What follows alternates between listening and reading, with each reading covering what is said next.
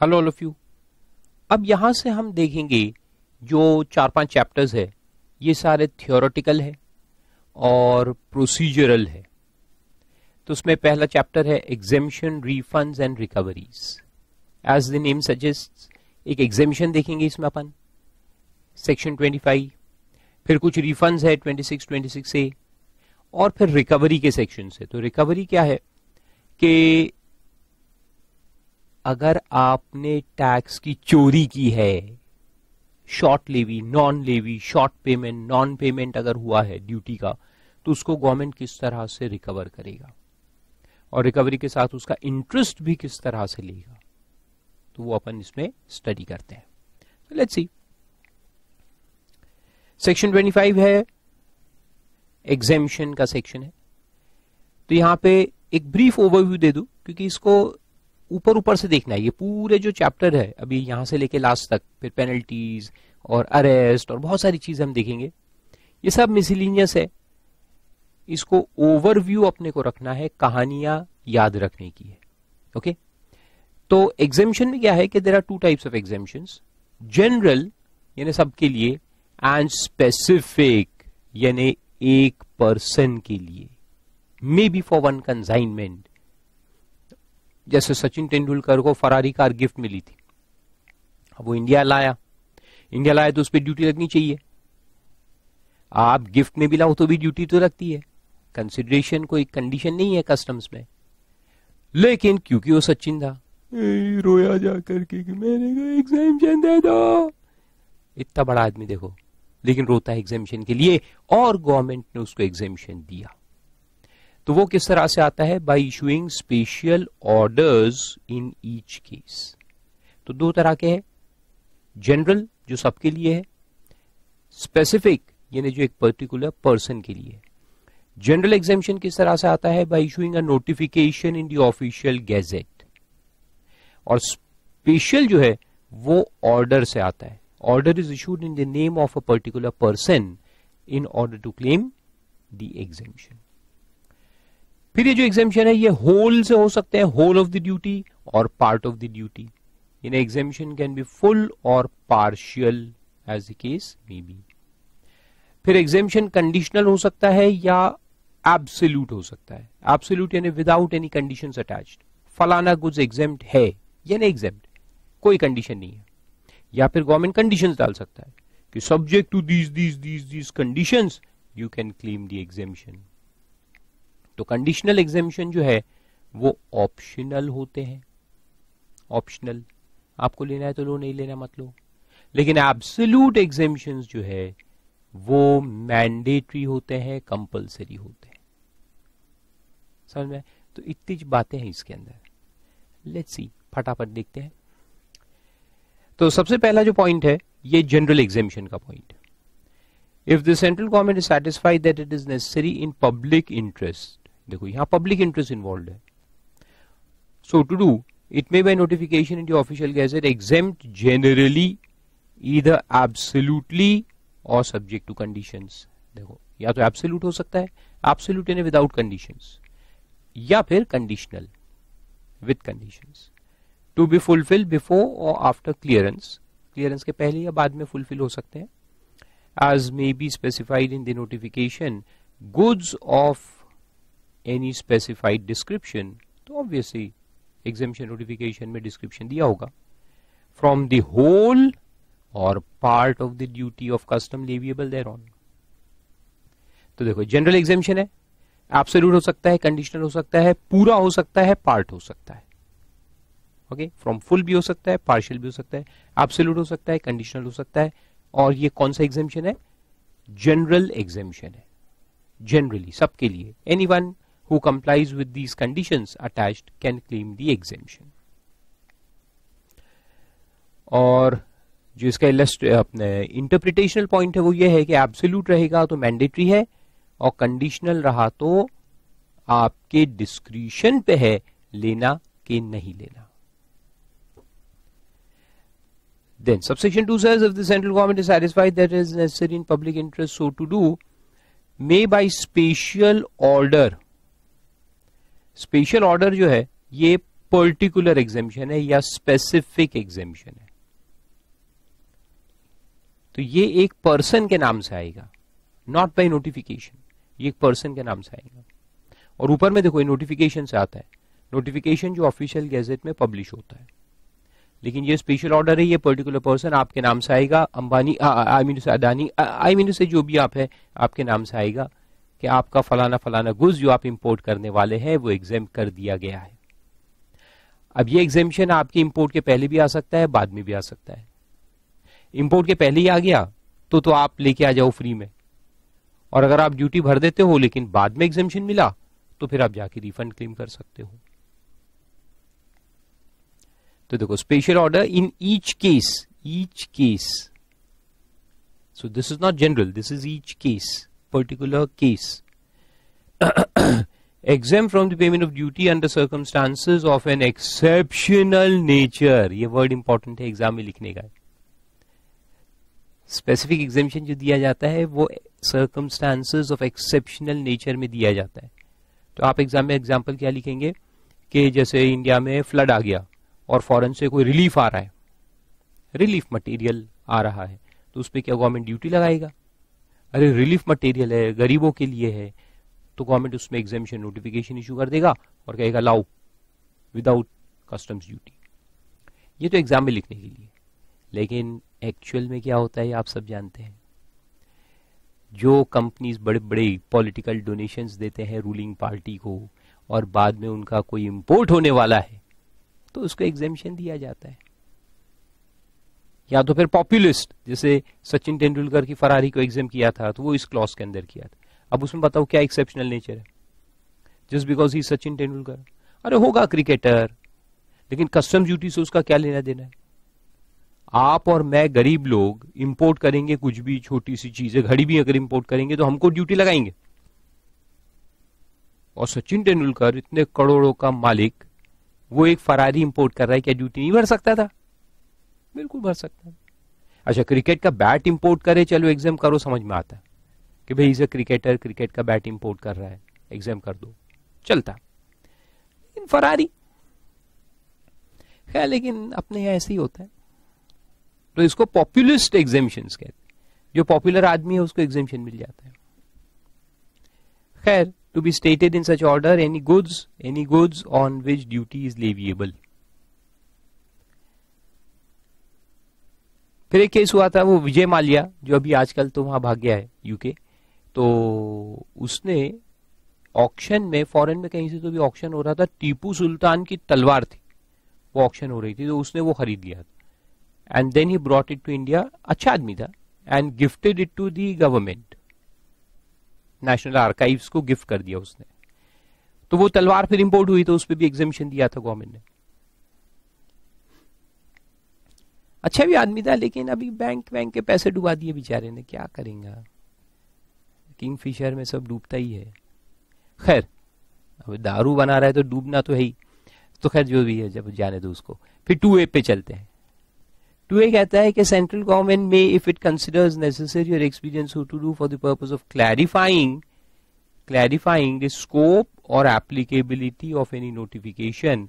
ये मैं समझा देता हूं ऊपर से क्या है, पहले इतना टेक्निकल लैंग्वेज बेकार है, लेकिन लिखता इसलिए और नोट्स में देता हूं क्योंकि एग्जाम में जब आप लिखेंगे तो टेक्निकल थोड़ा सा लिखना पड़ता है। मैं तो क्या है कि एक एक लाइन में आपको बता सकता हूं, but then how will you write in the exam? Marks नहीं मिलते। ऐसे लैंग्वेज अच्छी होनी चाहिए, लीगल लैंग्वेज जितना पॉसिबल है उतना लिखो तो एग्जाम में मार्क्स अच्छे मिलते हैं।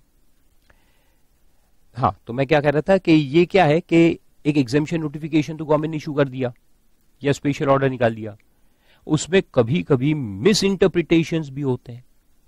गवर्नमेंट का लिखने का मकसद या मतलब कुछ और है और अपन कुछ और निकालते हैं, और हम ऐसी चीजों पे भी एग्जेम्पशन ले लेंगे जहां गवर्नमेंट को देने का इंटेंशन नहीं था, but because the wordings of the notification are not clear, you can take the benefit.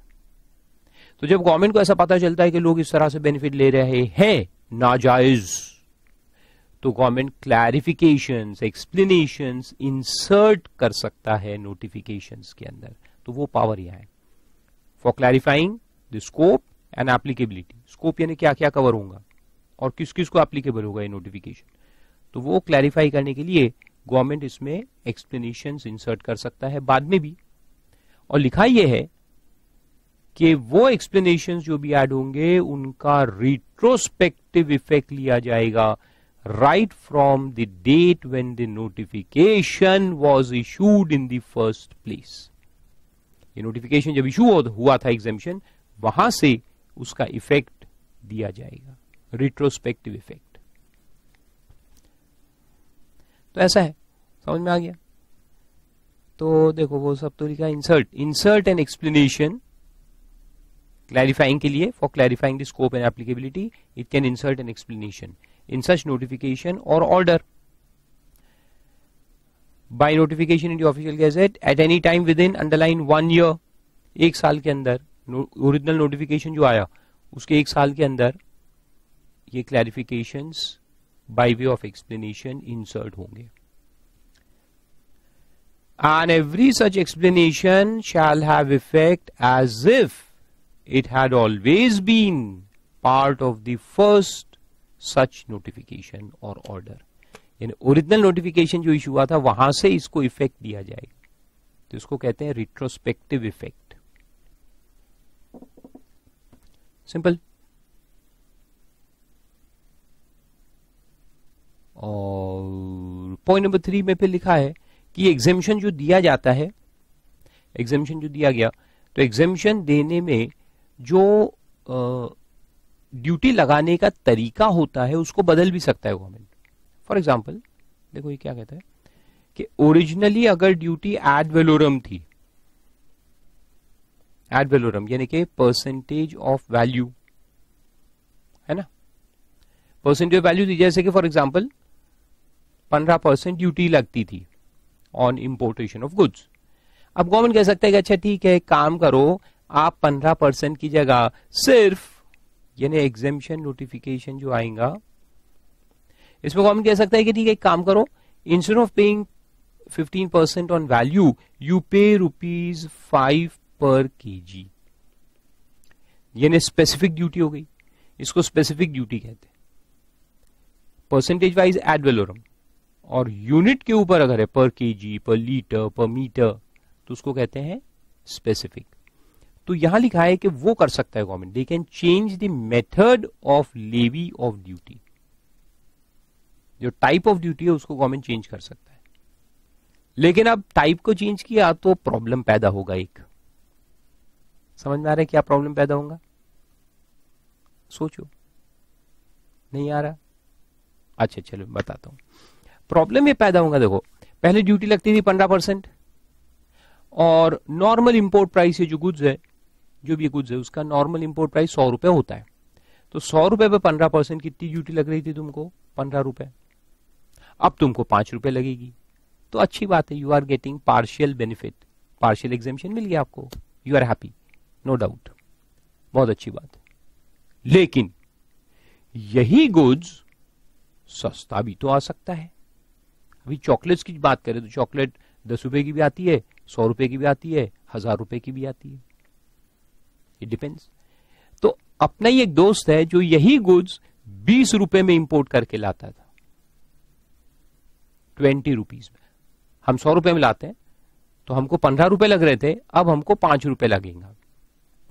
हमारा दोस्त है जो यही गुड्स 20 रुपए पर केजी ला रहा था, तो 20 रुपए का 15% उसको 3 रुपए का ड्यूटी लगता था। कितना लग रहा था उसको? 3 रुपए। 20 का 15% 3 रुपए होता है ना। हाँ, अब गवर्नमेंट ने कहा कि हमने तुमको पार्शियल एग्जेम्पशन दिया है, खुश हो जाओ, हमने तुमको पार्शियल एग्जेम्पशन दिया है, दिवाली गिफ्ट दिया है। तो उस एसएससी ने पूछा भाई क्या दिया है? तो गवर्नमेंट ने कहा अब तुमको सिर्फ 5 रुपए भरना है पर किलोग्राम, जाओ खुश हो जाओ। तो वो कहता है स्टैट्यूटरी, यानी जो पहले एग्जेम्पशन के पहले जो ड्यूटी था मेरा 15%, उससे तो 3 रुपए आता था। अब साला एग्जेम्पशन में 5 रुपए कैसे आ रहा है? ये कैसा एग्जेम्पशन है? ये कैसा एग्जेम्पशन है जिसपे ड्यूटी कम होने की जगह बढ़ रही है? तो ये प्रॉब्लम आ सकता है ना इसमें। अगर मेथड को चेंज कर दे गवर्नमेंट तो प्रॉब्लम पैदा हो सकता है that your exemption notification duty may be more than your statutory duty. तो यहां लिखा है कि अगर ऐसा केस हो रहा है तो आप एग्जेम्पशन नोटिफिकेशन को भूल जाओ एंड यू कंटिन्यू टू पे द स्टैट्यूटरी ड्यूटी। जो पहले लग रही थी वो आप पे करो। आए समझ में? तो देखो अब पढ़ो, वो लिखा है कि एग्जेम्पशन अंडर सबसेक्शन 1 और 2 यानी जनरल या specific in respect of any goods or any part of the duty of custom duty thereon from any part of the duty, यानी पार्शियल एग्जेम्पशन जब दिया जाता है, पार्शियल एग्जेम्पशन जब हम देते हैं, the duty of custom leviable thereon shall being hereafter referred to as statutory duty may be granted by providing for the levy of duty on such goods at a rate expressed in a form or method different from the form or method in which statutory duty is leviable। यानी notification में जो form या method होगा वो change कर सकते हैं then दी statutory duty. आए समझ में? तो अगर स्टैट्यूटरी एड वैलोरम है तो उसको चेंज करके स्पेसिफिक कर सकते हैं। हमेशा करेंगे ऐसा नहीं है, but they might do, they may do, या पहले लगता था स्पेसिफिक, उसको कन्वर्ट करके एड वैलोरम कर सकते हैं। और अगर ये चेंज करेंगे तो फिर क्या होगा? देखो, चेंज कर सकते हैं form and method and any exemption granted in relation to any goods in a manner provided in this subsection shall have effect subject to condition, देखो subject to condition that the duty of custom chargeable on such goods shall in no case exceed the statutory duty। यानी exemption notification का जो duty है वो statutory duty से ज्यादा नहीं हो सकता। तो उसका मतलब वही है कि अगर ये ज्यादा हो रहा है तो आप इसको पे मत करो, forget the exemption notification, you continue to pay your statutory duty. जो पहले 3 रुपए आप भर रहे थे वो कंटिन्यू करो। आए समझ? फिर एक्सप्लेनेशन में वही लिखा है कि form and method in relation to rate of duty means the basis namely the valuation यानी एड वैलोरम और weight number length area volume यानी स्पेसिफिक। तो या तो एड वैलोरम या स्पेसिफिक, दो होते हैं। तो एड वैलोरम को स्पेसिफिक, स्पेसिफिक को एड वैलोरम, ऐसा कर सकते हैं। बाद में तो फिर simple, every notification shall unless otherwise provided come into force on the date of issue by the central government for publication in official gazette. जिस दिन वो इशू करेंगे ऑफिशियल गैजेट में पब्लिश होने के लिए, उस दिन से फोर्स में आएगा। Nothing notwithstanding anything contained in the act, no duty shall be collected if the amount of duty leviable is equal to or less than 100 rupees। ये एक जनरल एग्जेम्पशन है। This is a very general universal exemption of custom कि अगर कोई भी goods पे duty 100 रुपए से कम आ रही है,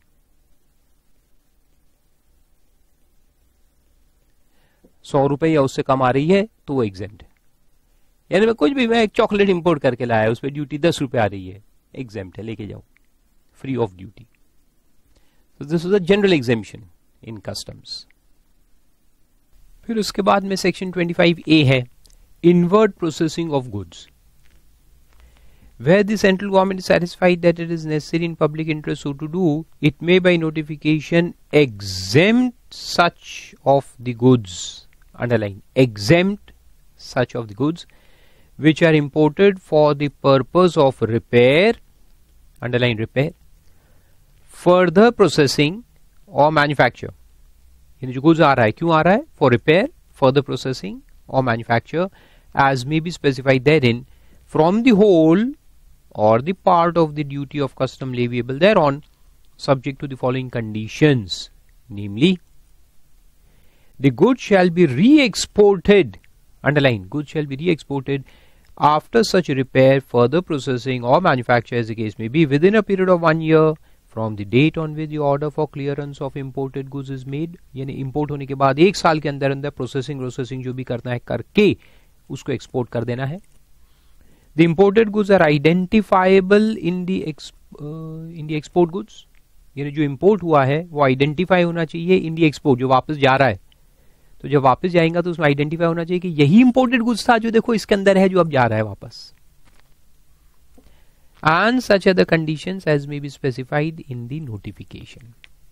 तो इसके नोटिफिकेशन जब इशू होंगे तो उसमें और भी कंडीशन स्पेसिफाई किए जाएंगे। तो बेसिकली ये क्या है कि जो गुड्स इंपोर्ट होते हैं for the purpose of repair, या तो सिर्फ रिपेयर होने के लिए आ रहे हैं, जैसे एक केस मैंने आपको पहले भी समझा था कि आपने ऑटो रिक्शाज एक्सपोर्ट किए, अब वो वापस लाने पड़ते हैं रिपेयर्स के लिए, क्योंकि वहां तो रिपेयर होते नहीं है, तो उसको वापस लाएंगे, रिपेयर करेंगे, रिपेयर करने के बाद वापस से एक्सपोर्ट कर देंगे, तो इस पे जो इंपोर्ट ड्यूटी है वो माफ हो जाती है। तो उसके लिए नया सेक्शन इंसर्ट किया उन्होंने 25A। इसमें नोटिफिकेशन इशू होगा कि जो भी गुड्स सिर्फ मैन्युफैक्चर होने के लिए इंडिया में आता है, यानी आप इंडिया मैन्युफैक्चर करोगे और वापस एक्सपोर्ट कर दोगे, may be you are importing raw material, manufacturing the finish goods and exporting them out of India, या कोई गुड्स आ रहा है सिर्फ रिपेयर्स के लिए या कुछ प्रोसेसिंग के लिए, तो तीन चीजें, रिपेयर, प्रोसेसिंग और manufacture, and then it will be re exported out of India within 1 year. तो इसमें जो इनकमिंग ड्यूटी है वो माफ कर दी जाएगी, तो उसको इनवर्ट प्रोसेसिंग कहते हैं। फिर 25B है, 25B उसका उल्टा है कि यहां से अपन कोई चीज बाहर भेजेंगे फॉर रिपेयर या प्रोसेसिंग या मैन्युफैक्चर, और वो जब वापस आएगा तो उस पे भी इंपोर्ट ड्यूटी माफ की जाएगी। अपना ही गुड्स गया था वापस आ गया तो उसको भी माफ करेंगे, तो वो 25B है। और इसी तरह से अपन सेक्शन 20 में भी नोटिफिकेशंस देखे थे, तो सेक्शन 20 में भी पावर दिया था ना गवर्नमेंट को कि उसमें माफी दे सकते हैं उसके लिए अभी स्पेसिफिकली एक नया सेक्शन इंसर्ट कर दिया गया है 25B करके। तो देखो notwithstanding anything contain in section 20, यानी सेक्शन 20 को 25B ओवरराइड करेगा भी। Where the central government is satisfied that it is necessary in the public interest so to do, it may by notification exempt such goods which are re-imported after being exported for the purpose of repair, further processing or manufacture, as the case may be, as may be specified therein, from the whole or any part of the duty of custom leviable thereon, subject to following conditions. यानी जो goods हमने भेजा था, जैसे Mercedes Benz import की, अब उसमें repair की जरूरत पड़ी तो हमने एक्सपोर्ट कर दी। एक्सपोर्ट क्यों की? रिपेयर करने के लिए। फिर रिपेयर होके वापस आई, तो जब वापस आएंगी तो उस पर अपन इंपोर्ट ड्यूटी चार्ज नहीं करेंगे। ऐसा एग्जेम्पशन नोटिफिकेशन इशू हो सकता है। पहले सेक्शन 20 में इशू होता था, now it will be issued under 25B, under the new section. Conditions ये है कि goods shall be re-imported into India after such repair, further processing or manufacture as the case may be within a period of 1 year from the date on which the order permitting clearance for export is made। यानी export होने के बाद, export का जब clearance order मिला तो वहां से 1 साल के अंदर अंदर री इम्पोर्ट होना चाहिए। And the exported goods are identifiable in the re-imported goods। जब री इम्पोर्ट हो रहा है तो उसमें आइडेंटिफाई करना है कि यही कार है जो गई थी सुधरने और वही वापस आ रही है। कोरिलेशन प्रूव होना चाहिए। And such other conditions as may be specified in the notification. Simple. फिर आगे बढ़ते हैं 26, refund of export duty in certain cases. Refund of export duty in certain cases. याद करो वो हमने एक किस्सा देखा था सेक्शन 20, या ऊपर में लिख दो सेक्शन 20। उसमें वो पॉइंट था ना कि जो कुछ हमने एक्सपोर्ट किया था अगर वापस से इंपोर्ट करे तो उस पर फिर कंसेशनल ड्यूटी लगती है। पूरा टेबल देखा था उसका हमने, है ना, याद आ रहा है? यस। वहां एक पॉइंट मैंने बताया था कि वो एक किस्सा हमने देखा था ना कि एक बच्चा है सीए स्टूडेंट, बाप से झगड़ा हुआ रात को, फिर सुबह उठ के भाग रहा था, वो घर छोड़ के जा रहा था, फिर माँ ने उसको 50,000 रुपए दिए एक्सपोर्ट बेनिफिट कि जा बेटा तू एक्सपोर्ट हो रहा है तो एक्सपोर्ट बेनिफिट लेके जा। लेकिन फिर शाम को घर लौट के आ गया या दूसरे दिन सुबह लौट के आ गया तो माँ ने वो पैसे वापस ले लिए, यानी जितना एक्सपोर्ट बेनिफिट दिया था उतना वापस कर दो। याद आया ना? तो तुमको नॉर्मल इंपोर्ट ड्यूटी नहीं लगाएंगे, लेकिन जो एक्सपोर्ट बेनिफिट दिए थे उतने वापस ले लेंगे। तो अपन ने नोटिफिकेशन देखा था। Very good. अब उसी से रिलेटेड एक पॉइंट है, देखो कहानी को आगे बढ़ाते उसी कहानी को, कि अगर देखो कहानी को थोड़ा मैं लिख के बता देता हूं, नहीं तो आप भूल जाएंगे। यह है सन जो घर छोड़ के जा रहा था, सीए स्टूडेंट।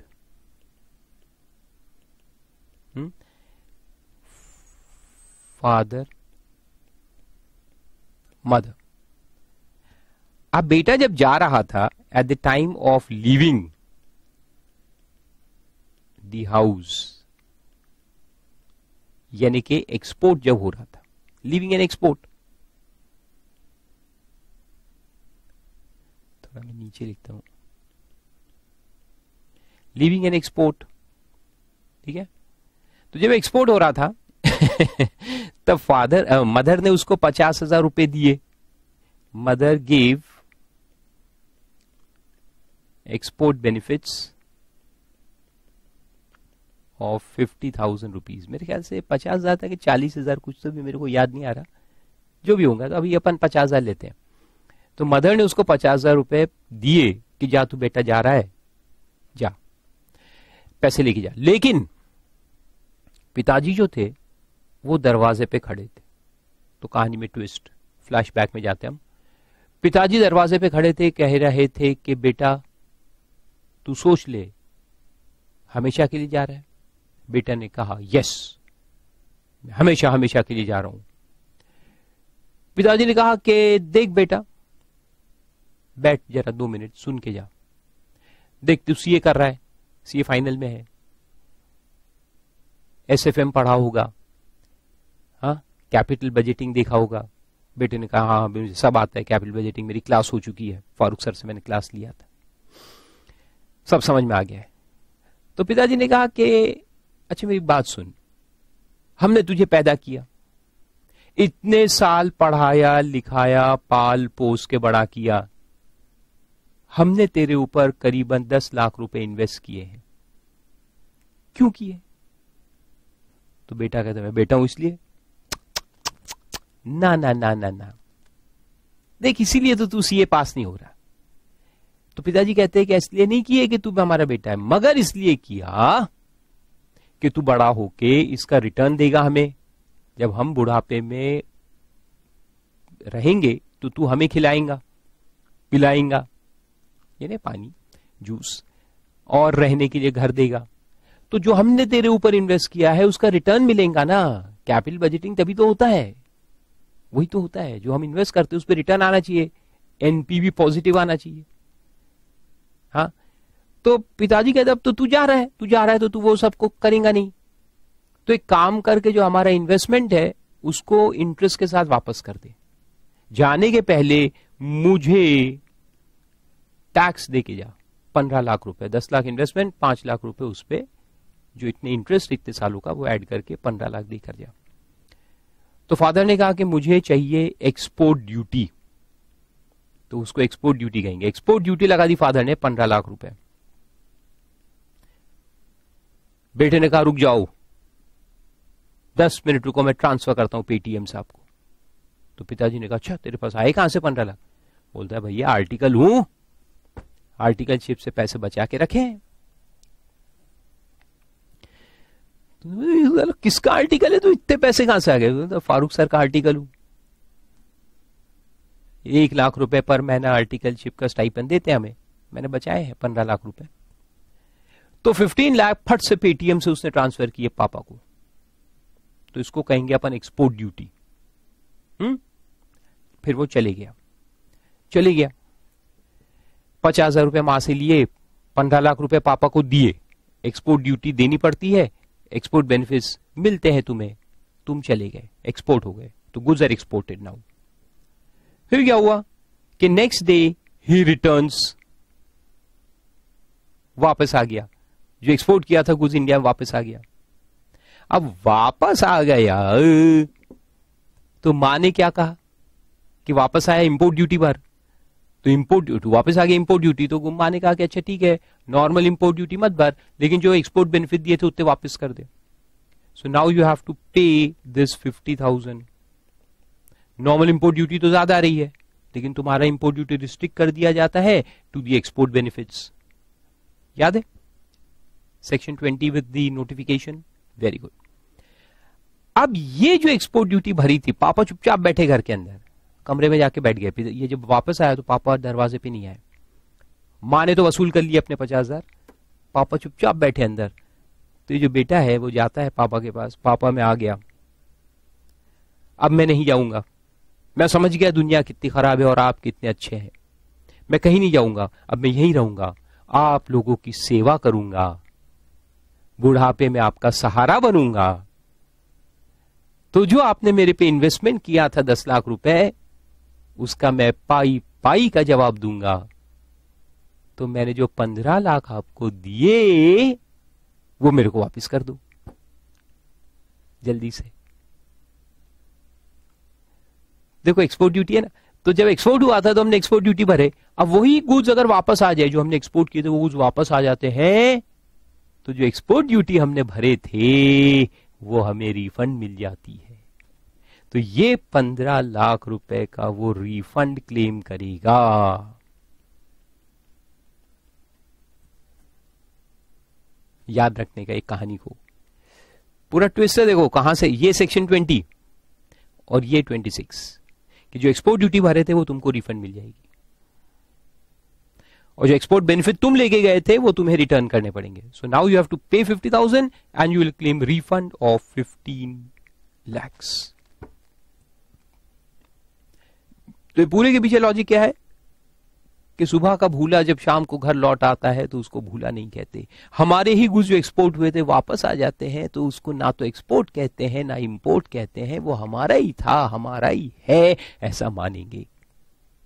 तो ना तो एक्सपोर्ट हुआ ना इंपोर्ट हुआ, ना तो इंपोर्ट हुआ तो इसलिए तुमको ये एक्सपोर्ट बेनिफिट दे देने पड़े वापस, क्योंकि एक्सपोर्ट किया ही नहीं, ऐसा बोलेंगे। तो भैया जो एक्सपोर्ट बेनिफिट दिए वो वापस करो। और तुम बोलोगे एक्सपोर्ट किया ही नहीं, अगर मानते हो तो जो मैंने एक्सपोर्ट ड्यूटी भरी थी वो मेरे को वापस दे दो। एक्सपोर्ट हुआ ही नहीं तो तुम मेरे को एक्सपोर्ट ड्यूटी वापस करो, और मैंने जो एक्सपोर्ट बेनिफिट लिए थे मैं वापस करता हूं। ऐसा है।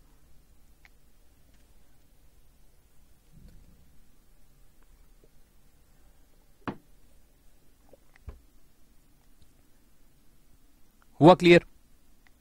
एब्सोल्युटली। तो देखो यहां पे दिया है 26 कि where on the exportation of any goods any duty has been paid. Export पे अगर ड्यूटी लगी है, such duty shall be refunded to the person by whom or on whose behalf it was paid, यानी कि exporter, if the goods are return to such person otherwise than by way of resale. ये resale होके नहीं आना चाहिए, हमारे ही goods है, गए थे वापस आ गए। जैसे ब्रांच होता है हमारा, फॉरेन ब्रांच है, वहां सेल करने के लिए लेके गए, बिका नहीं तो वापस लेके आ गए, अपना ही है, वापस आ गया। या रिपेयर होने गया था वापस आ गया, कुछ भी, या हम खुद लेके गए थे फिर वापस लेके आ गए। So it should not be bye way of resale कि हमने बेच दिया फिर कहीं से खरीद के लाए, ऐसा नहीं। Then goods are reimported within 1 year from the date of exportation, 1 साल के अंदर आना चाहिए। And an application for refund is to be made before the expiry of 6 months from the date on which the proper officer makes an order for clearance of the goods। यानी order of clearance है ना import। तो जैसे import clearance हो गया उसके 6 महीने के अंदर आप refund claim फाइल कर सकते हो। सिंपल। कितने साल में वापस आना चाहिए? 1 साल में। और वापस आने के बाद कितने महीने में refund claim करना है? 6 महीने में। Very simple. लेकिन इसका रेलेवेंस 20 के साथ है तो उसके साथ में ही इसको पढ़ने का है। Very good. Then 26 A refund of import duty in certain cases where on importation of goods capable of being easily identified as such imported goods any duty has been paid। import पे duty भर चुके हम। on clearance of such goods for home consumption such duty shall be refunded to the person। आपको refund मिल जाएगा, import duty refund मिल जाएगी। कब? क्यों भैया, क्यों रिफंड कर रहे हैं? तो देखो उसका रीजन नीचे दिया है।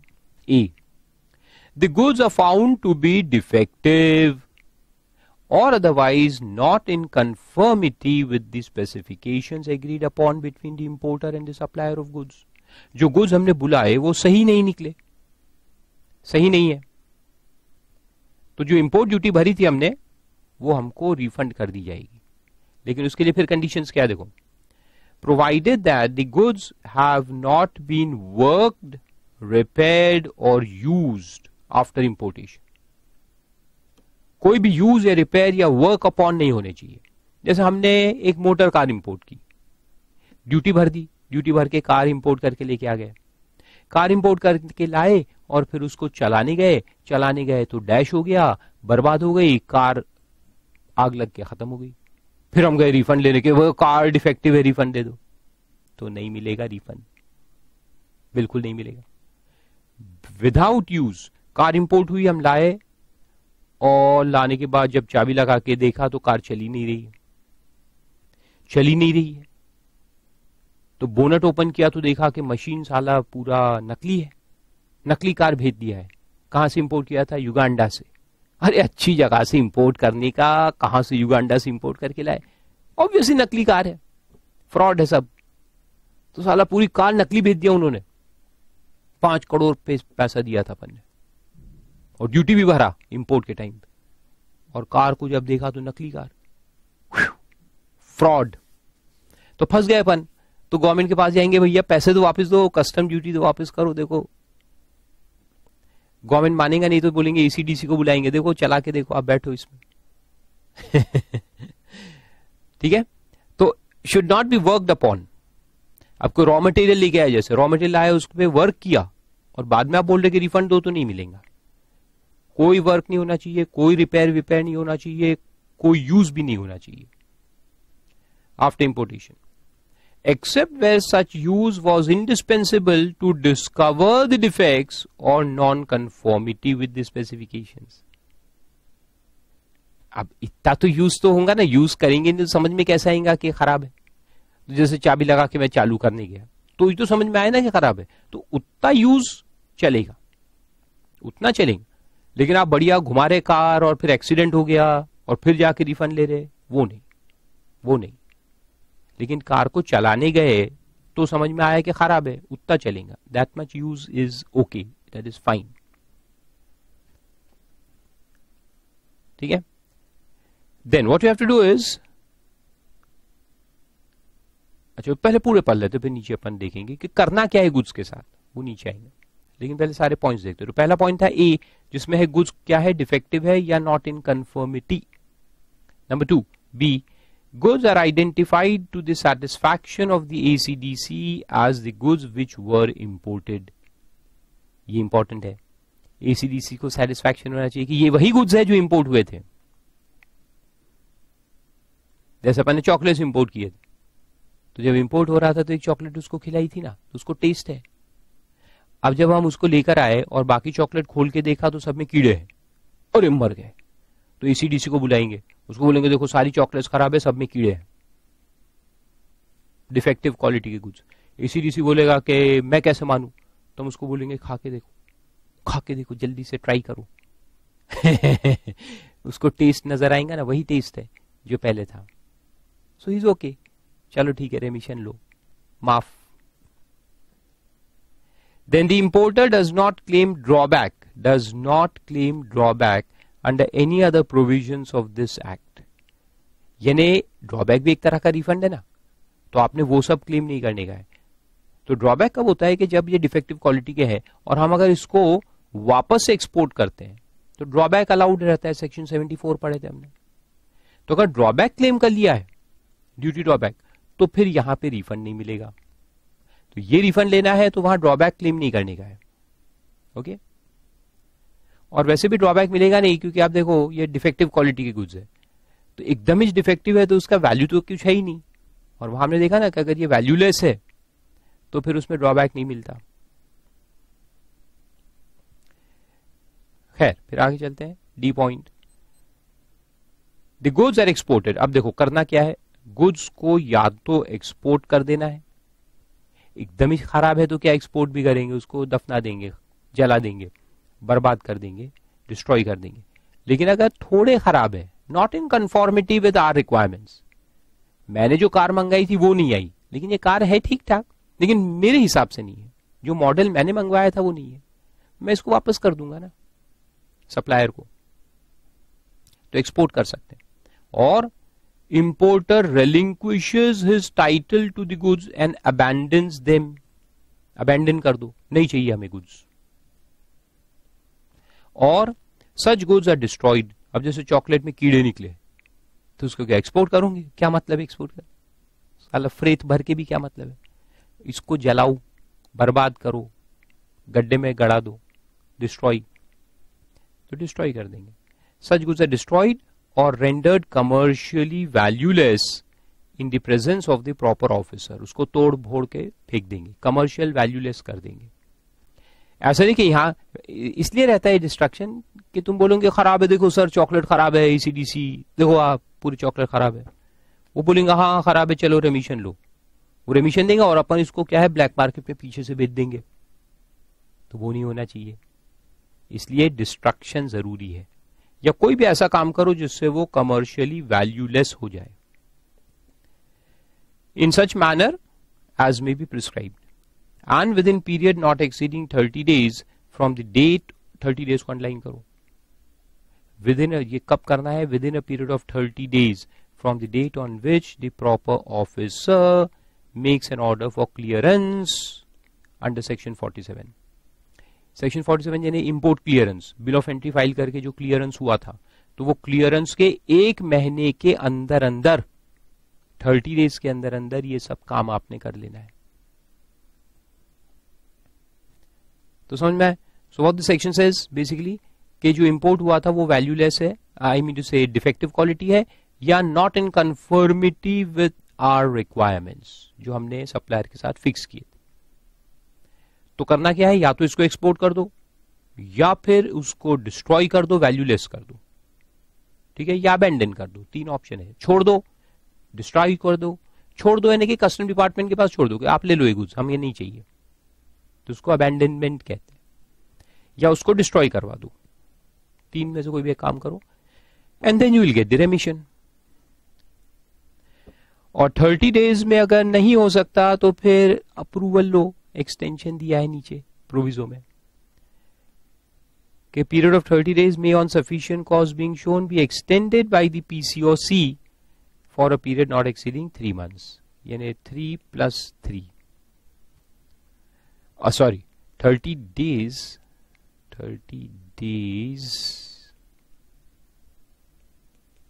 plus 3 months. Original time 30 days का है, प्लस 3 months का एक्सटेंशन मिल सकता है.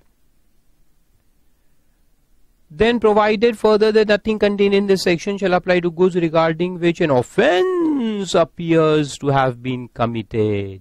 आपका इंटेंशन स्मगलिंग वगैरह का था, पकड़े गए तो बोल रहे अरे खराब है, डिस्ट्रॉय करो.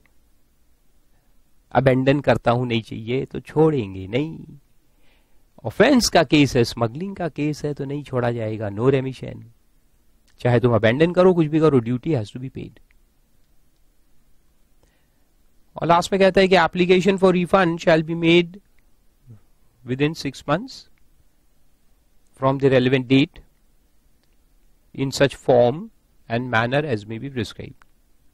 और रेलिवेंट डेट क्या रहेगा तो नीचे दिया देखो. In case where the goods are exported out of India, अगर हम एक्सपोर्ट करते हैं, 3 ऑप्शन थे ना हमारे पास, या तो एक्सपोर्ट करो, या अबैंडन करो, या डिस्ट्रॉय करो. 3 ऑप्शन है. तो अगर एक्सपोर्ट करेंगे तो सेक्शन 51 में जब क्लियरेंस ऑर्डर निकलता है, एक्सपोर्ट का clearance order, let export order, तो वहां से अपने को 6 महीने के अंदर क्लेम करना है. Claim has to be filed within 6 months of the relevant date. Relevant date किया तो एक्सपोर्ट किया, तो सेक्शन 51 में जो लेट एक्सपोर्ट ऑर्डर निकला, क्लियरेंस ऑर्डर, वहां से 6 महीने. अगर आप रेलिंक्विश करते हो यानी abandon, then date of relinquishment.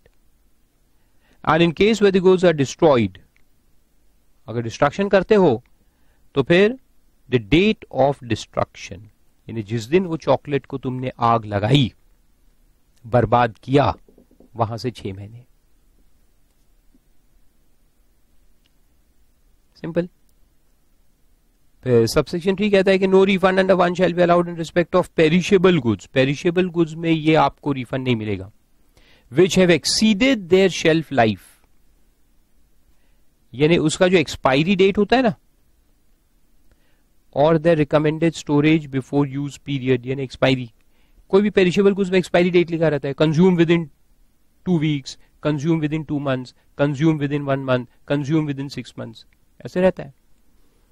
तो अगर वो गुड्स तुम लेकर आए, फिर क्लियर करा लिया, क्लियर करा के अगर उसमें लिखा है 2 months from the date of manufacturing, और अगर 2 महीने अभी लैप्स नहीं हुए हैं लेकिन उसके पहले ही खराब हो गया, डिफेक्टिव हो गया, तो आपको रेमिशन मिलेगा।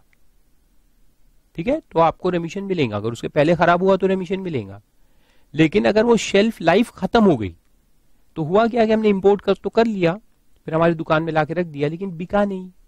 ऐसा होता है ना, सेल ही नहीं हुआ, सेल हुआ नहीं और वो एक्सपायरी डेट आ गई, मर गए। अब साला गुड्स एक्सपायर हो गया, तो हम जाके रिफंड ले सकते क्या? ऑफिसर को बोलेंगे मैं डिस्ट्रॉय करने को तैयार हूं, मेरे को रिफंड दे दो? No no no, once they exceed their shelf life या जो यूज पीरियड है उसका, तो फिर नहीं। एक्सपायरी डेट क्रॉस होने के बाद ये इन सिंपल वर्ड्स लिख लो, no refund after expiry date for perishable goods. और आखिर में लिखा है कि board may by notification specify any other condition, any other condition भी लगा सकता है बोर्ड। ठीक है, वो तो सिंपल है। So that was 26A. 26A 26 में एक्सपोर्ट ड्यूटी का रिफंड है, 26A में इंपोर्ट ड्यूटी का रिफंड है।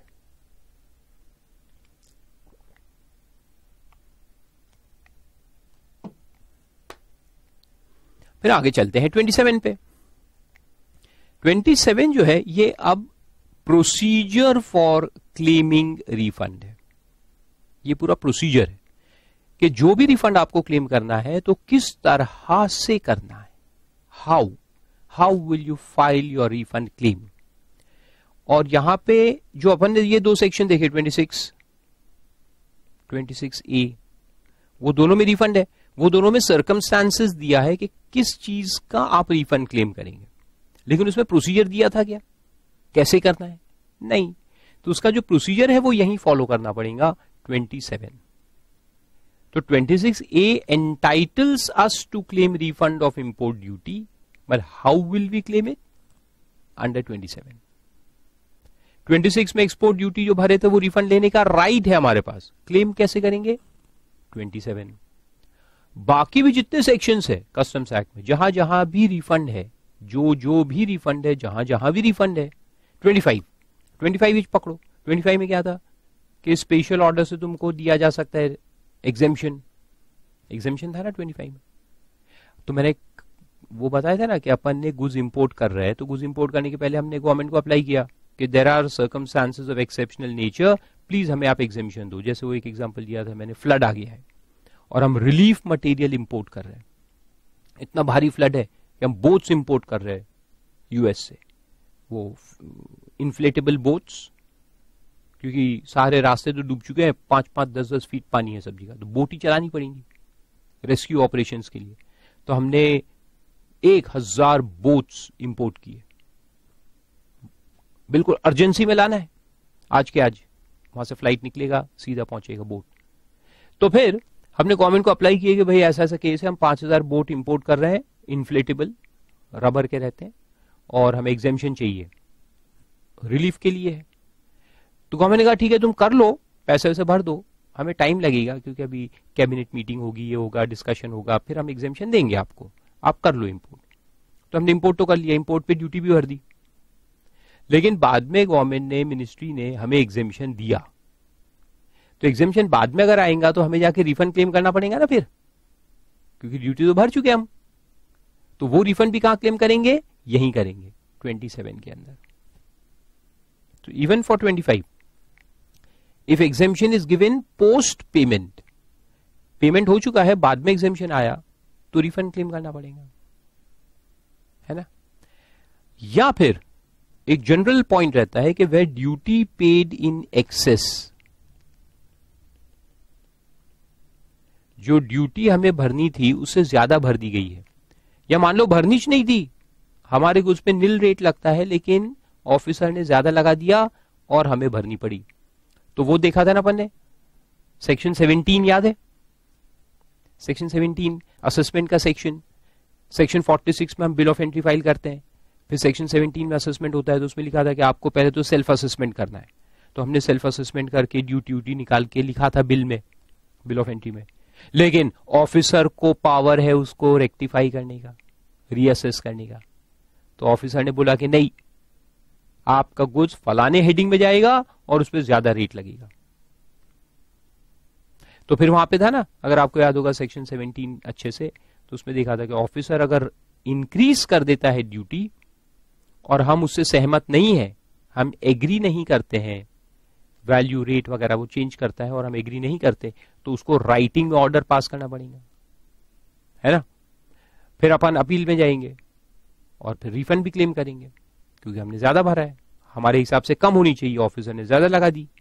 भर तो देंगे, but then will file a refund claim. Of course appeal में जाएंगे पहले, फिर अपील में जीतेंगे तो रिफंड में आएंगे।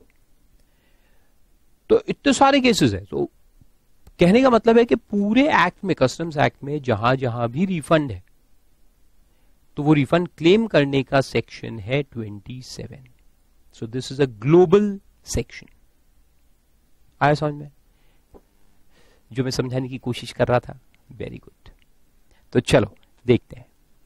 Any person claiming refund of any duty और इंटरेस्ट पेड बाय हिम और borne by him. Paid by him will be importer exporter. जो इंपोर्टर है या एक्सपोर्टर है वो ड्यूटी भरता है। एंड बोर्न बाय हिम यानी कि बायर, क्योंकि इनडायरेक्ट टैक्स है तो इनडायरेक्ट टैक्स का बर्डन शिफ्ट होता है ना बायर के ऊपर। तो आप इंपोर्टर थे, आपने ड्यूटी भर दी ज्यादा, फिर आपने कुछ मेरे को बेचा, तो आपने ड्यूटी मेरे को शिफ्ट कर दिया। अब रिफंड क्लेम कौन करेगा? मैं करूंगा, buyer.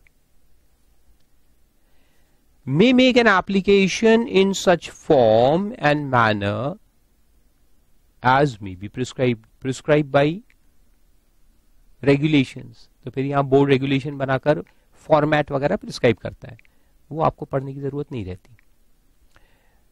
For such refund to ACDC, application किसको करेंगे? ACDC को। Before expiry of underline 1 year from the date of payment of such duty और इंटरेस्ट। 1 साल के अंदर अंदर आपको क्लेम करना है। सिर्फ ड्यूटी का अमाउंट है तो ड्यूटी क्लेम करो, और ड्यूटी भी भरे और इंटरेस्ट भी भरा उसके ऊपर, और दोनों का रिफंड चाहते हो तो वो लिख के दो कि भाई हमने ड्यूटी भी ज्यादा भरी है और इंटरेस्ट भी ज्यादा भर दिया है। लेट पेमेंट में जो इंटरेस्ट लगता है तो वो भी भरा है, इसलिए हमको दोनों का रिफंड दो। ये इंटरेस्ट यानी रिफंड पे जो इंटरेस्ट मिलता वो नहीं है, ये इंटरेस्ट वो है जो हमने भरा हुआ है। क्योंकि ऑफिसर ने बोला कि आपकी ड्यूटी कम भरी गई है, आप एक्स्ट्रा भरो और इंटरेस्ट भी भरो, तो हमने एक्स्ट्रा भरा, ड्यूटी और इंटरेस्ट भी भरा, लेकिन हम सहमत नहीं है तो हम रिफंड क्लेम करेंगे। हमने कहा कि नहीं नहीं, वापस करो, बेकार है ये।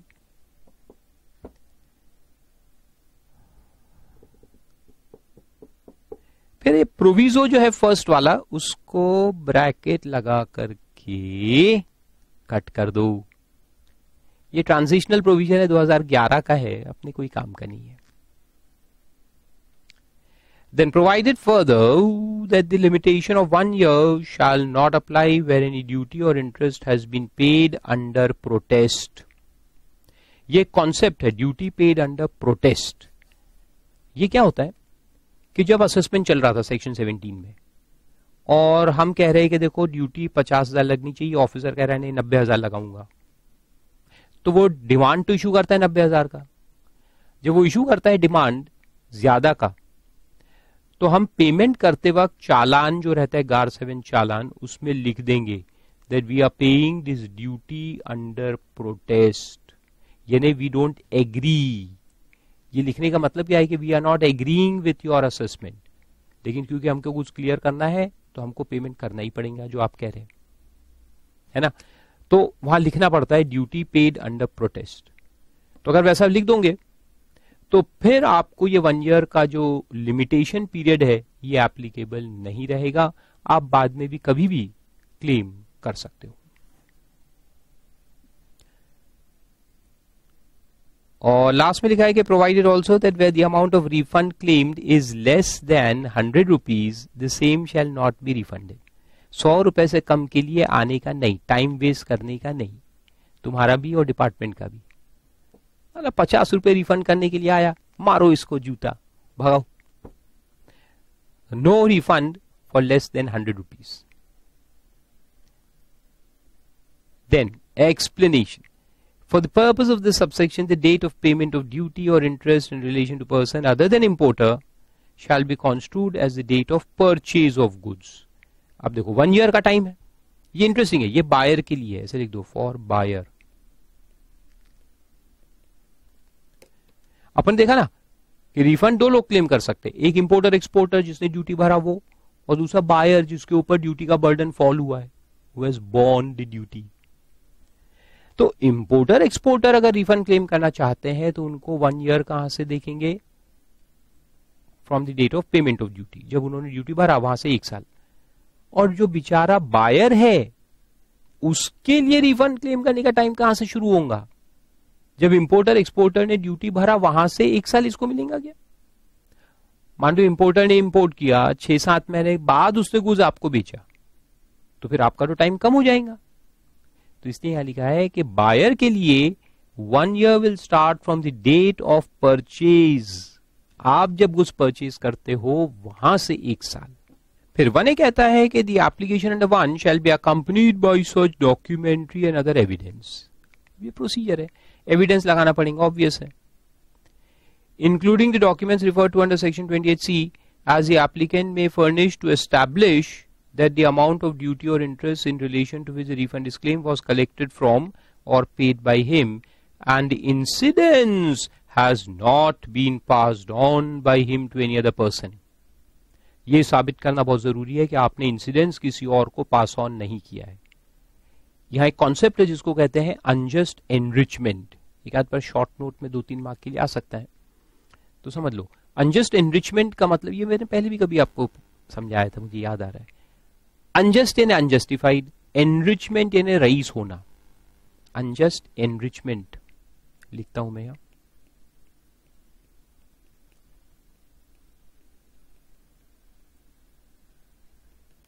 Unjust enrichment. तो यहां पे ऐसा है कि अगर आप रिफंड क्लेम करने गए, यू आर दी इंपोर्टर, आप रिफंड क्लेम करने जाओगे तो पहले तो आपको ये एविडेंस देना पड़ेगा कि आपने ड्यूटी पे किया है। तो बिल ऑफ एंट्री, चालान्स, इससे आप बताओगे कि भाई मैंने ड्यूटी भरा है, अच्छी बात। बायर है तो बायर क्या करेगा कि इंपोर्टर से जो इनवॉइस उसको मिला वो ले जाके बताएगा कि देखो ये इनवॉइस है मेरे पास, इंपोर्टर से मैंने खरीदा है और इंपोर्टर ने बर्डन मेरे पे शिफ्ट किया है, तो उससे आप साबित करोगे। ये तो हो गया कि हमने ड्यूटी भरी है। अब ये भी साबित करना है कि हमने आगे किसी को शिफ्ट नहीं की है, क्योंकि अगर हमने आगे शिफ्ट कर दी है, अगले बायर को हमने बेच दिया है गुड्स, तो बर्डन शिफ्ट हो गया। ये एक पॉइंट याद रखो, if you sell off the goods the normal presumption is that you have passed on the burden of tax. Goods के साथ बर्डन शिफ्ट होता है, तो गुड्स अगर गए बर्डन भी गया, अनलेस के आप ये साबित करो कॉन्ट्रैक्ट वगैरह से कि हमने ड्यूटी पास ऑन नहीं की है। तो अगर कॉन्ट्रैक्ट ऑफ सेल में लिखा होगा कि जो इंपोर्ट ड्यूटी का बर्डन है वो मैं ही झेल रहा हूं और मैं आपको पास ऑन नहीं कर रहा हूं, I am not shifting it to you, अगर ये लिखा होगा और आप प्रूफ कर सकते हो तो ठीक है। Otherwise burden shifts along with goods. Goods बेचा, बर्डन गया, डीमिंग फिक्शन है। तो अब सवाल ये आया कि once the burden is passed on by us to some other person, we are not entitled to claim refund. We are not entitled to claim refund. Court ने कहा है कि अगर रिफंड हमें मिलेगा तो हम अनजस्टली एनरिच हो जाएंगे, क्योंकि जो ड्यूटी है मैंने तो आपसे रिकवर कर लिया, एक्सेस है तो एक्सेस भी तो रिकवर हो गया ना। अब गवर्नमेंट से भी अगर मेरे को रिफंड मिल जाएगा तो मैं एनरिच हो जाऊंगा।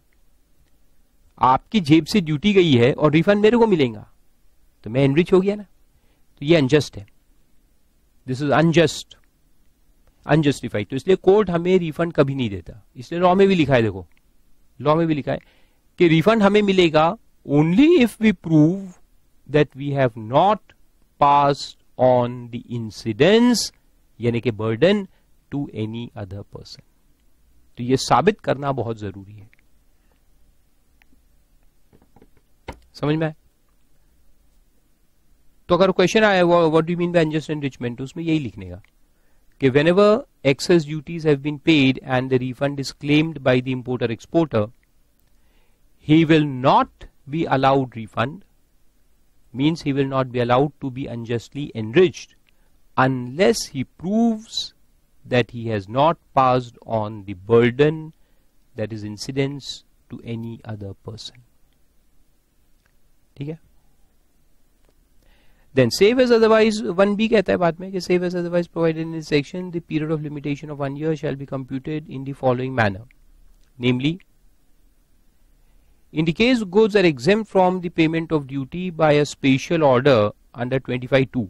अब देखो ये क्या है कि अलग अलग सिचुएशंस को डिफाइन करता है. पेमेंट ऑफ ड्यूटी कहां से लेंगे, तो ये मैंने कहा था ना कि अगर 25(2) में एग्जेम्पशन आया, वो अभी रिलीफ वाला एग्जांपल मेरा कि हमने बोट्स इंपोर्ट तो कर लिए, ड्यूटी भी भर दी और बाद में गवर्नमेंट ने अपने को एक एग्जेम्पशन नोटिफिकेशन इशू किया, यानी स्पेशल ऑर्डर इशू किया हमारे नाम से कि your consignment of boats is exempted from import duty. तो फिर अपने को जाके रिफंड क्लेम करना है. तो वहां रिफंड जो क्लेम करना है तो 1 साल कहां से गिनेंगे, पेमेंट ऑफ ड्यूटी से. हो सकता है गवर्नमेंट ने 1 साल के बाद हमें नोटिफिकेशन दिया हो, तो फिर तो हमारा टाइम गया. तो नहीं, जिस दिन गवर्नमेंट ये ऑर्डर अपने को इशू करेगा वहां से 1 साल देखा जाएगा. कहां से 1 साल देखेंगे, ऑर्डर से 1 साल. तो वो लिखा है the limitation of 1 year shall be computed from the date of the order, special order. B point है कि where the duty becomes refundable as a consequence of any judgment, decree or direction of appellate authority, appellate tribunal or court. Court में case जीतने की वजह से हमें अगर refund मिलने वाला है, ये वो केस सेक्शन 17 वाला केस कि जहां पे उसने यानी हमने ड्यूटी निकाली थी सेल्फ असेसमेंट में 20,000, उसने कर दिया उसको 2 लाख. भरना तो पड़ा, लेकिन फिर हम अपील में गए और अपील में तो अब आपको मालूम है 10-15 साल तो आराम से निकल जाते हैं अपील में. जब केस जीते तो रिफंड क्लेम करने जाएंगे तो ऑफिसर बोलेगा भैया आपने इंपोर्ट कब किया था, देखो 20 साल पहले ड्यूटी तब भरी थी, तुम्हारे पास रिफंड क्लेम करने का टाइम तो 1 साल का है, कब का लैप्स हो गया, 19 साल पहले लैप्स हो गया. और ऐसा कैसी साला केस लड़ने का फिर मतलब क्या आया. तो कोई बात नहीं, यहां तुम्हारे लिए पॉइंट लिखा है limitation of 1 year shall be computed from the date of judgment, decree, order or direction of the court. Court का जब ऑर्डर आ जाएगा वहां से 1 साल देखा जाएगा. और तीसरा पॉइंट है कि where the duty is paid provisionally under section 18. अगर प्रोविजनल ड्यूटी का केस है, ये प्रोविजनल ड्यूटी भरे, तो उसमें एक पॉइंट तो पहले समझ लो. अगर प्रोविजनल ड्यूटी भरी गई है और हमें लग रहा है कि ज्यादा है, प्रोविजनल ज्यादा है, इतनी फाइनल में आएंगी नहीं, इन लोगों ने ज्यादा लगा दिया है प्रोविजनल में, सेक्शन 18 याद है, तो क्या अपन प्रोविजनल ड्यूटी को रिफंड क्लेम कर सकते हैं before finalisation of assessment? Answer is no. Finalisation के पहले आप प्रोविजनल का रिफंड क्लेम नहीं कर सकते. आप चुप बैठे रहो, let the duty B finalised. और फाइनलाइजेशन में अगर कम हो गई तो वैसे ही आपको रिफंड मिल जाएंगे, ऑटोमेटिक मिल जाएंगे, क्लेम करने की जरूरत ही नहीं है.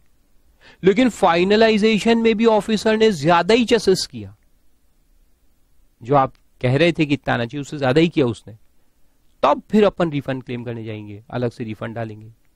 तो वहां पे 1 year जो है वो कहां से गिना जाएगा, फ्रॉम फाइनलाइजेशन ऑफ असेसमेंट. तो प्रोविजनल जब असेसमेंट हुआ था और ड्यूटी भरे थे वहां से 1 साल नहीं गिनेंगे. 1 साल कहां से गिनेंगे, जब वो फाइनलाइज हुआ असेसमेंट वहां से 1 साल गिना जाएगा. आया समझ में? तो देखो लिखा है कि प्रोविजनल का केस है तो फिर limitation of 1 year shall be computed from the date of adjustment of duty after the final assessment thereof, or in case of reassessment from the date of such reassessment.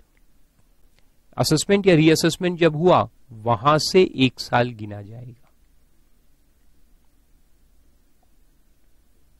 तो ये 3 exceptional cases है। फिर subsection 2 आगे चलता है कि अब application कर दिया, अभी तक तो एप्लीकेशन किया अपन ने, अब वो क्या करेंगे देखो। On receipt of the application the AC DC is satisfied that the whole or part of the duty or interest, if any, paid on such duty, interest if any paid on such duty, paid by the applicant is refundable। तो वो agree कर रहा है कि हाँ चलो refundable है, तुम सही कह रहे, ज्यादा भर दिया तुमने। He may make an order accordingly and the amount so determined shall be credited to the fund। ये रिफंड जहां भी देखोगे ना तो वहां यही लिखा रहता है कि it shall be credited to the fund। और साला मैं गया था रिफंड क्लेम करने, मेरे को नहीं देंगे और फंड में डाल देंगे। साला मेरा पैसा फंड में क्यों जा रहा है? तो ये फंड कौन सा है? कंज्यूमर वेलफेयर फंड कहते हैं इसको। लिख दो बाजू में, कंज्यूमर वेलफेयर फंड में ये पैसा डाल देंगे। तो ये भी वही है, डॉक्ट्रिन ऑफ अनजस्ट एनरिचमेंट का ही कॉन्सेप्ट है ये, कि मैंने रिफंड क्लेम किया तो गवर्नमेंट मेरे को देगा, but only when I prove that I have not passed on the incidents to any person. If I am not able to prove this, then the amount of refund is deposited in the fund. फिर वहां से general consumer benefit के लिए use किया जाएगा। तो पहले तो बोलता है फंड में डाल दो, लेकिन फिर प्रोविजो में लिखता है देखो, provided that the duty and interest determined bye AC DC under the foregoing provisions shall, instead of being credited to the fund, be paid to the applicant। तो अब ये प्रोविजो में लिखा है कि अच्छा चलो ठीक है, आप प्रूफ कर रहे क्या कि इंसिडेंस पास ऑन नहीं हुआ है, तो फिर हम फंड में ना डाल करके आपको देंगे। तो लॉ में हमेशा उल्टा लिखा रहता कि एप्लीकेंट को मिलेगा कब। तो देखो ये सारे केसेस है, इसको भी याद रखना है, इस पे डायरेक्ट क्वेश्चन आता है कि under what circumstances the refund will be granted to the applicant instead of being deposited in the fund। 5 marks. तो ये वाला पॉइंट्स आपको लिखने पड़ेंगे। तो पहला पॉइंट बहुत सिंपल है, very simple, very logical and very simple. तो पहला केस है कि duty and interest paid bye the importer और एक्सपोर्टर एज केस में भी, तो सब ग्रामर है, जितना अंडरलाइन करो उतना याद रखने का। had not passed on the incidents, proof करो, इंपोर्टर एक्सपोर्टर प्रूफ करे कि उन्होंने इंसिडेंस पास ऑन नहीं किया है। If you prove this you will get the refund. Second, the duty and interest if any paid on such duty on imports made by individual for personal use. Individual for personal use underline. Importer कौन है? एक individual है, आप, मैं, और हम कौन सी goods लाए? Personal use. ये घड़ी इंपोर्ट करके लाए, रैडो की घड़ी या 5 लाख की घड़ी। ड्यूटी भर दिया, आते समय बैगेज देखा था ना मैंने, बैगेज एग्जेम्पशन थोड़ा बहुत मिलता है, कितना है 50,000, उसके ऊपर ड्यूटी भर दिया। लेकिन जब मैं आ गया इंडिया में और बाद में मेरे दोस्त को मैंने बताई कि देख रैडो की घड़ी लेके आया 5 लाख की, वो भी अपना दोस्त ये सी है, उसने कहा बे ड्यूटी भरा गया? मैंने बोला हो इतना भर दिया है। उन दोनों 16 ज्यादा भर दिया तूने, और तेरे को मालूम नहीं कि फलाना फलाने की एग्जेम्पशन नोटिफिकेशन है, चार्टर्ड अकाउंटेंट्स को घड़ी एग्जेम्प्ट है। मैंने कहा अच्छा सीएस के लिए नोटिफिकेशन है, मैं तो भूल गया, मेरे को तो याद ही नहीं है। बोले चल जल्द क्लेम करते रिफंड। तो गए रिफंड क्लेम करने, तो वहां इंसिडेंस पास ऑन किया नहीं किया ये प्रूफ करना पड़ेगा क्या? अरे नहीं, बस इतना बता देना है कि these goods are for my personal use. तो पर्सनल यूज वाले गुड्स है तो ऑब्वियसली मैं बेच नहीं रहा, तो फिर इंसिडेंस का पास ऑन होना तो सवाल ही नहीं आता ना, तो हमको रिफंड मिल जाएगा। Third, the duty interest if any borne by the buyer. तो तीसरा पॉइंट जो है वो बायर का है। बायर जब जाता है तो उसको भी प्रूफ करना पड़ेगा कि उसने इंसिडेंस पास ऑन नहीं किया है। So if is a trader, buyer अगर ट्रेडर है तो स्टॉक उसके पास है ये साबित करना पड़ेगा। लेकिन अगर स्टॉक बिक चुका है तो फिर उसको भी रिफंड नहीं मिलेगा, फिर वो बोलेंगे अगले बायर को लेके आओ जिसके ऊपर बर्डन शिफ्ट हुआ है, तो उसको भी इंसिडेंस प्रूफ करना पड़ता है।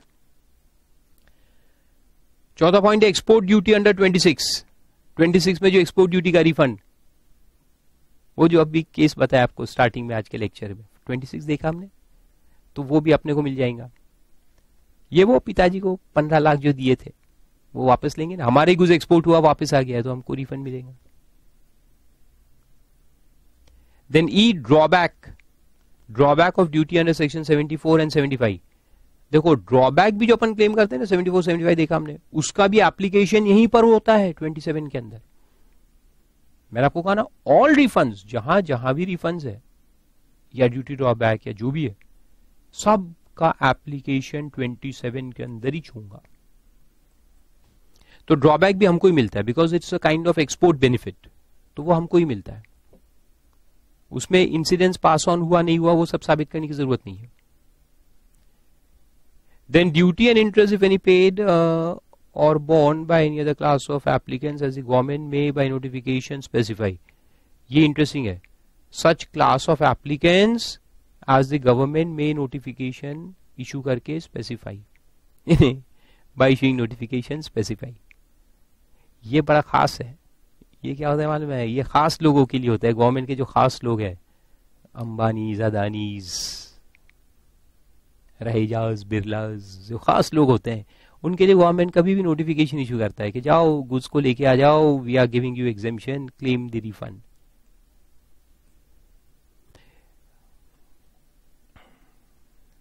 देन इसमें कुछ समझाने का नहीं है, सीधा गवर्नमेंट के हाथ में, देखो पूरा का पूरा गवर्नमेंट के हाथ में, वो किसी को भी चाहे तो रिफंड दे दे,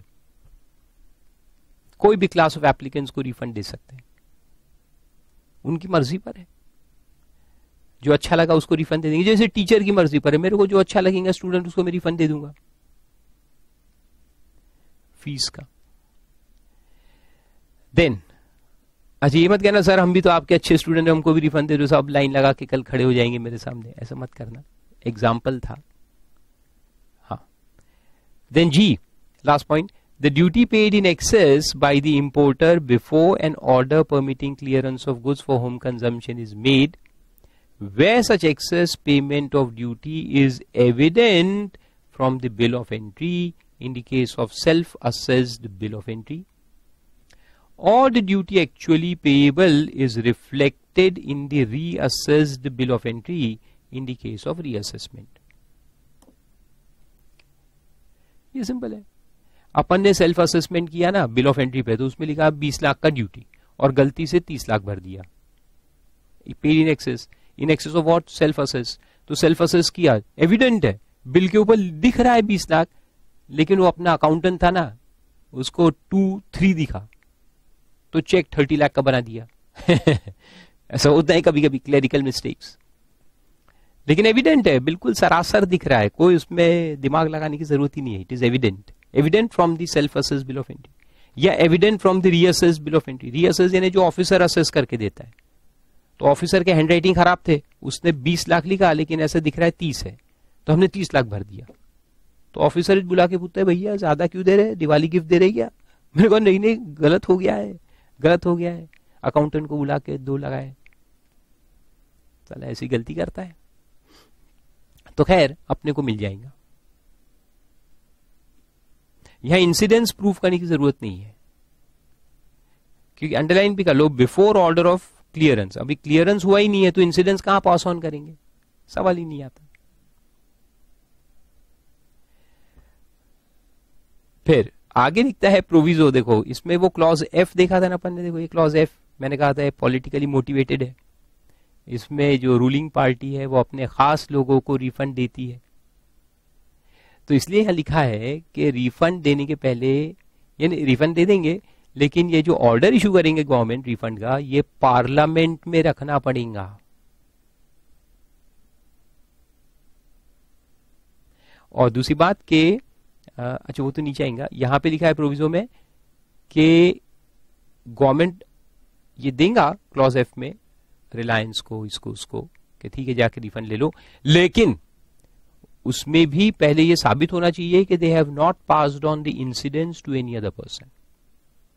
तो यहां पहले वो पॉइंट है, the incidence of duty has not been passed on by the person to any other person.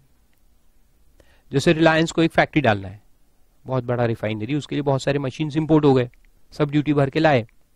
बाद में गवर्नमेंट ने उनको कहा कि अच्छा ठीक है चलो जाके वापस ले लो, रिफंड ले लो। तो ठीक है, मशीन ला के लगाई है ना, तो रिफंड मिल जाएगा।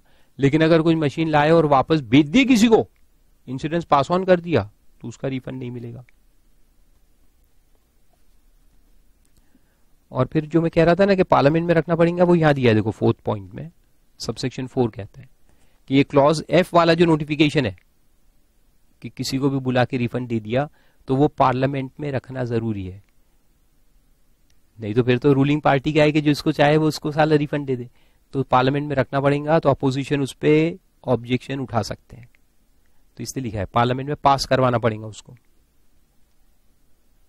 पूरा पढ़ने की जरूरत नहीं है, बस इतना सुन लो, पार्लियामेंट में रखवाना पड़ेगा और पास करवाना पड़ेगा। और बीच में 3 है, वो भी सिंपल है, notwithstanding anything contained to the contrary in any judgment, decree, order or direction of the tribunal, national tribunal वगैरह वगैरह, कोर्ट वगैरह जो भी है, or any other provision of the act or the regulation made thereunder or any other law for the time in force, no refund shall be made except as provided in subsection 2. तो ये subsection 2 जो है ये complete overriding effect है इसके अंदर। आप कोई भी कोर्ट का जजमेंट लेके आ जाओ, ट्राइब्यूनल का, नेशनल टैक्स ट्राइब्यूनल का, किसी का भी लेके आ जाओ, अगर वो ये सबसेक्शन 2 में फिट नहीं होता है तो आपको रिफंड नहीं मिलेगा, सीधी बात। So this subsection 2 overrides every other law, every other court judgment, tribunal judgment and whatever. तो बेसिकली जो इंसिडेंस का पॉइंट है कि इंसिडेंस पास ऑन नहीं हुआ है, साबित करो। तो आप कोर्ट से भी ऑर्डर लेके आ गए, लेकिन अगर साबित नहीं कर पाए कि इंसिडेंस पास ऑन नहीं हुआ है, तो आपको रिफंड नहीं मिलेगा। समझ में आया? और आखिरी में सबसेक्शन 5 है कि for removal of doubts it is hereby declared that the notification issued under clause F, including any such notification approved or modified under 4, यानी पार्लियामेंट जिसको मॉडिफाई करता है, may be rescinded by the government at any time by notification in official gazette। उसको रिसिंड भी कर सकते हैं, रिसिंड यानी कैंसिल। तो क्लॉज F में क्या हुआ कि अभी सरकार है बीजेपी की, तो उसने अपने लोगों को रिफंड दे दिया। अगला इलेक्शन हार गए मान लो, अब दूसरी सरकार आ गई, तो वो पुराने जो नोटिफिकेशंस है एग्जेम्पशन के, उसको रिसिंड भी कर सकते हैं, कैंसिल भी कर सकते हैं। So that was 27। और फिर आता है interest on delayed refunds. Delay करेंगे रिफंड देने में तो इंटरेस्ट देना पड़ेगा। तो वो भी सिंपल है बिल्कुल।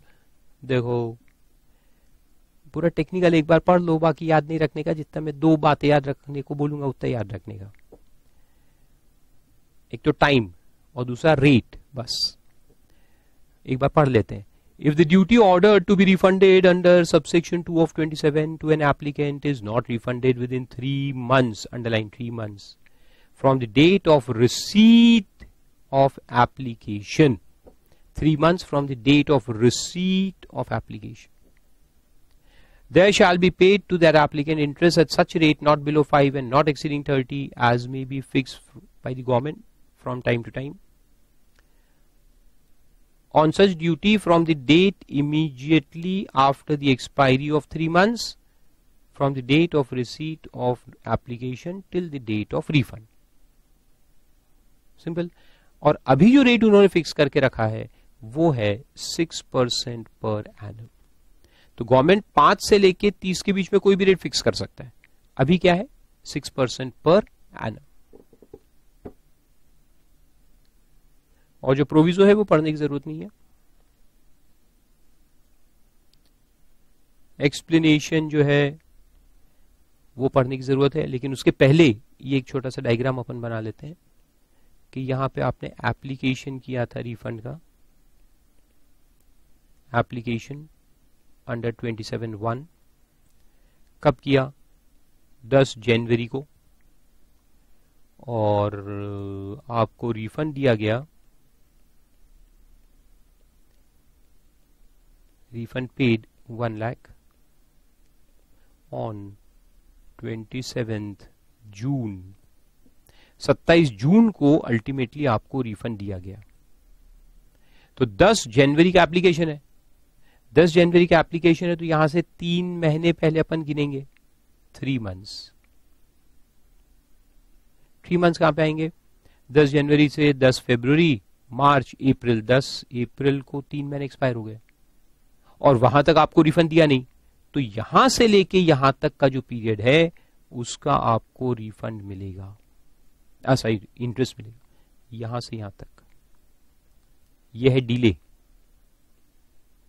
और इस डिले, अब नंबर ऑफ डेज काउंट कर लो, नंबर ऑफ डेज, और उस पर 6% इंटरेस्ट कैलकुलेट कर लो।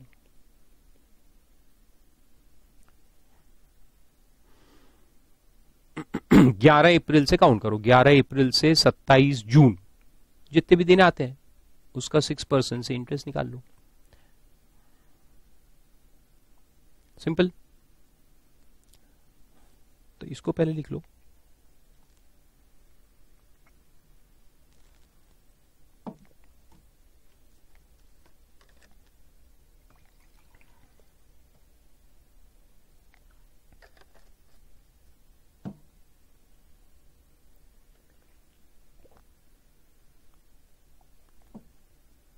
ओके, फिर एक्सप्लेनेशन देखो। एक्सप्लेनेशन कहता है कि where any order of refund is made by commissioner appeals, यानी अपीलेट वाला केस अगर है, ये अपील में जाकर फिर रिफंड आता है, वहां से अपने को रिफंड मिला, तो ड्यूरेशन क्या रहेगा देखो, और अमाउंट क्या रहेगा।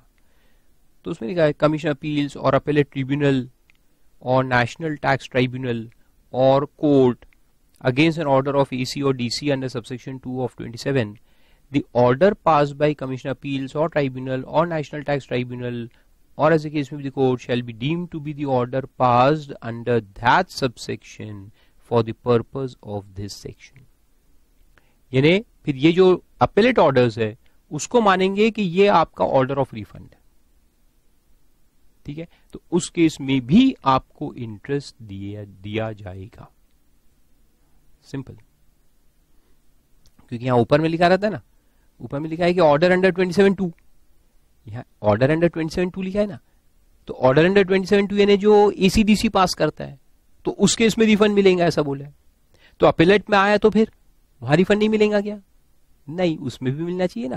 तो इसलिए बोला है कि 27(2) ऑर्डर इंक्लूड्स, एक्सप्लेनेशन क्या कहता है, 27(2) order includes order of appellate authorities, यानी आपको उस केस में भी रिफंड मिलेगा। सिंपल। तो यहां अपन लेंगे ब्रेक इस लेक्चर में। तो यहां तक हमने सारे रिफंड्स देखे, एग्जेम्पशन एंड रिफंड्स। अब कंटिन्यू करेंगे नेक्स्ट लेक्चर में विथ रिकवरीज। अब उल्टा होगा, रिकवरी यानी आपसे पैसा वसूल किया जाएगा, तो वो अपन देखेंगे नेक्स्ट लेक्चर में।